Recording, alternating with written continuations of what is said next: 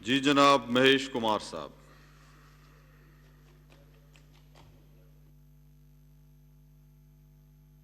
Thank you speaker साहब, आपने मुझे कोरोना वायरस पे बात करने का मौका दिया। ये एक एपिडेमिक डिजीज़ है कोरोना वायरस, उस पे हम आज बहस कर रहे हैं। ये पूरी दुनिया में फैला हुआ है। अभी हमारे पाकिस्तान मुल्क में ये इसका बहुत फैला है। इसके हवाले से मैं सलाम पेश करता हूँ हमारे चेयरमैन जनाब बिलावल भुट्टो जरदारी साहब पे, जिसने इस पे इनिशिएटिव लिया और जिसने इसको सीरियस समझा। ये कोरोना वायरस इतनी बड़ी कोई रॉकेट साइंस नहीं है।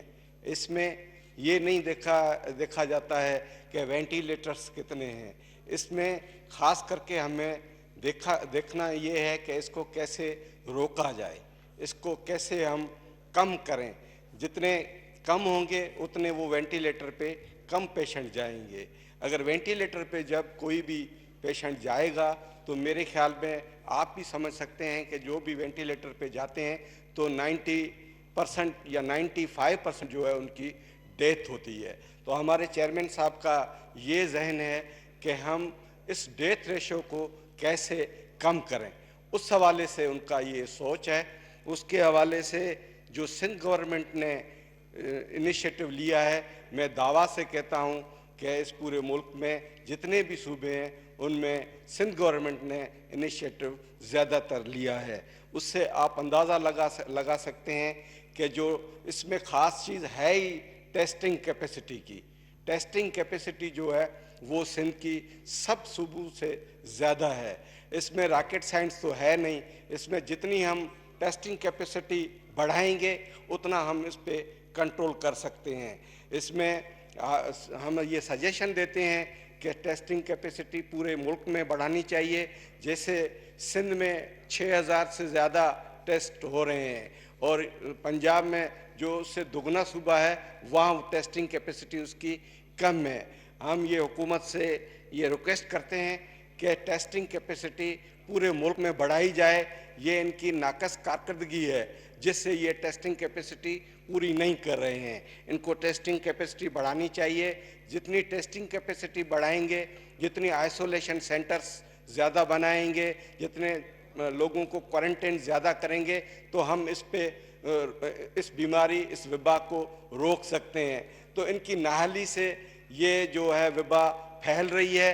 हम ये हुकूमत को कहते हैं कि आप जो हमारे चेयरमैन साहब ने इनिशिएटिव लिया है, जो उनका सोच है, जो उन्होंने असेंबली में भी कहा है कि हम आपकी मदद करना चाहते हैं, हम जो सोच रहे हैं उस पर आप काम करें तो इस वबा को हम कंट्रोल कर सकते हैं। यहाँ कुछ दोस्तों ने बात की कि ये लॉकडाउन जो है, ये लॉकडाउन सिर्फ सिंध में सिटीज़ में या अर्बन एरियाज़ में किया जाता है और रूरल एरियाज़ में नहीं किया जाता। मैं उनको ये कहना चाहता हूँ कि ये आप कराची, अर्बन एरियाज़ और रूरल एरियाज़ की एक आप डिस्क्रिमिनेट कर रहे हैं और ये डिस्क्रिमिनेशन की एक बू आ रही है। मैं दावा से कहता हूँ कि वहाँ लॉकडाउन पूरे सिंध में जब चीफ मिनिस्टर ने ऐलान किया था तो पूरे सिंध में वो लॉकडाउन था। रूरल एरियाज़ में ऐसा ही लॉकडाउन था जैसा अर्बन एरियाज़ में था। मैं एक रिमोट एरिया से ताल्लुक़ रखता हूँ, डिस्ट्रिक्ट थरपारकर से। वो पूरे पाकिस्तान में एक रिमोट एरिया है। उस रिमोट एरिया में भी लॉकडाउन 100% वहाँ लॉकडाउन रहा था। जितने भी वहाँ शहर है मुकम्मल तरह वो बंद थे, बिल्कुल डिस्टेंस का ख्याल किया गया था। हमारे वहाँ जो भी एंट्री पॉइंट्स हैं वहाँ हमने एडमिनिस्ट्रेशन के साथ और हेल्थ डिपार्टमेंट के डॉक्टर और डिस्पेंसर के साथ वहाँ हमने कैंप्स लगाई थी। जितने भी बाहर से लोग आते थे तो उनको हम मॉनिटर करते थे और उनको थर्मल टेम्परेचर से देखा जाता था। अगर किसी को टेम्परेचर, कफ या कोई भी अलामत थी तो उनको हमने क्वारंटाइन किया, या उसकी टेस्ट के बाद अगर किसकी टेस्ट पॉजिटिव थी तो उसको आइसोलेट किया गया था। तो वहाँ बहुत अच्छे तरीके से अहकाम किए गए थे।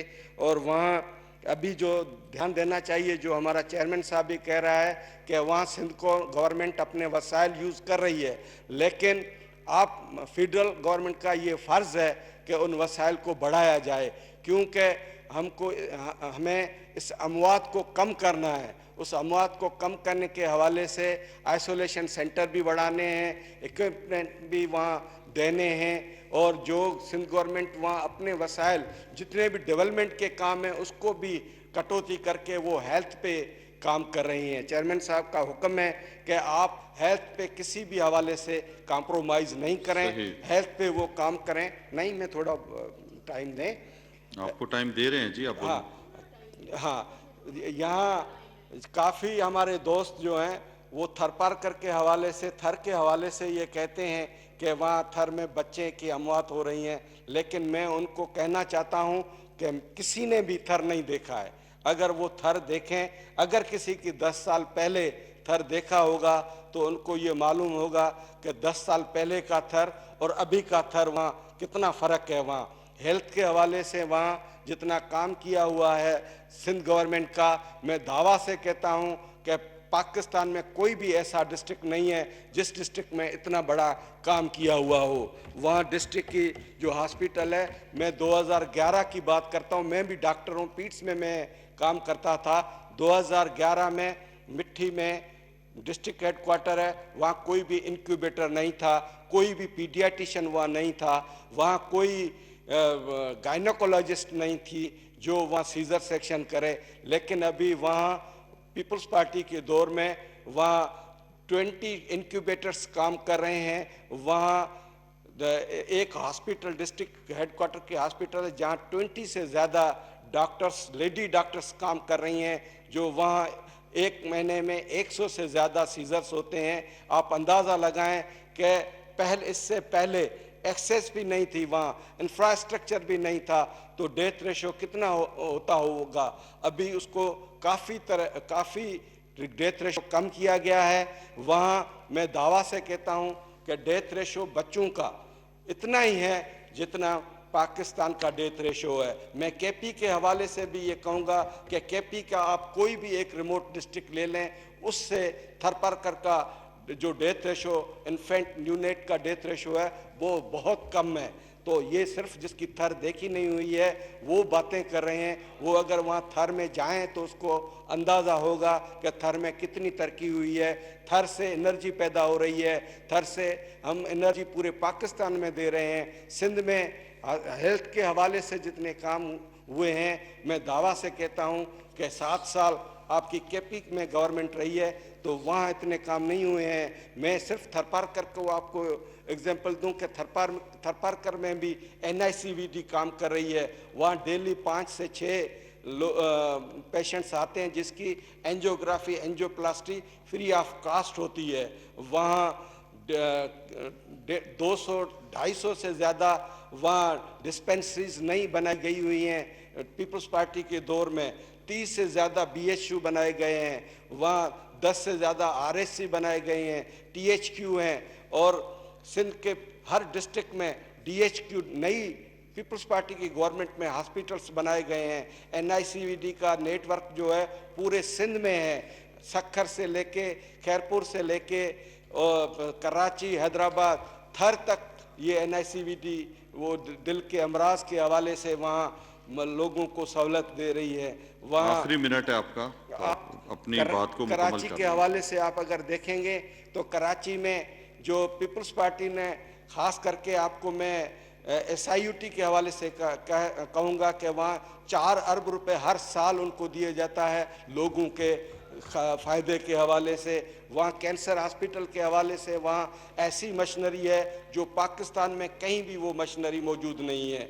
वहाँ इंडस हॉस्पिटल भी प्राइवेट पार्टनरशिप के हवाले से पाकिस्तान पीपल्स पार्टी के दौर में उनको भी अरबों रुपए दिए जाते हैं। वहाँ जिन्ना हॉस्पिटल है या जो भी वहाँ नए हॉस्पिटल्स बने, ट्रामा सेंटर्स 8 अरब से वहाँ बनाया गया है। जो मैं ये भी दावा से कहता हूँ कि पाकिस्तान पूरे जिनका हक भी है, वो मरीज़ जो है वो कराची में आते हैं, हैदराबाद में आते हैं वहाँ इलाज कराने के लिए। मैं 18th अमेंडमेंट के हवाले से भी बात करूँगा। ये मैं जनाब आसिफ अली जरदारी साहब को, हमारे एक्स प्रेसिडेंट को मैं क्रेडिट देता हूँ जिसने ये 18th अमेंडमेंट दी हमें और पार्लियामेंट को मजबूत किया। उससे पहले जो है वो प्रेसिडेंट जो है वो उनको पावर थे, लेकिन वो प्रेसिडेंट होते हुए उन्होंने अपना पावर जो है वो पार्लियामेंट को दिया। ये एक तारीखी काम है। उसको अभी मेरे कोरोना के इतनी बड़ी वबा में ये 18th अमेंडमेंट की एक स्मेल आ रही है कि उनको रोल बैक किया जाए। मैं उसको कंडेम करता हूं और ये कभी भी हम होने नहीं देंगे। सही जी। पार्लियामेंट को मजबूत करेंगे। बहुत शुक्रिया जी, बहुत शुक्रिया जी। जनाब फ़हीम खान साहब।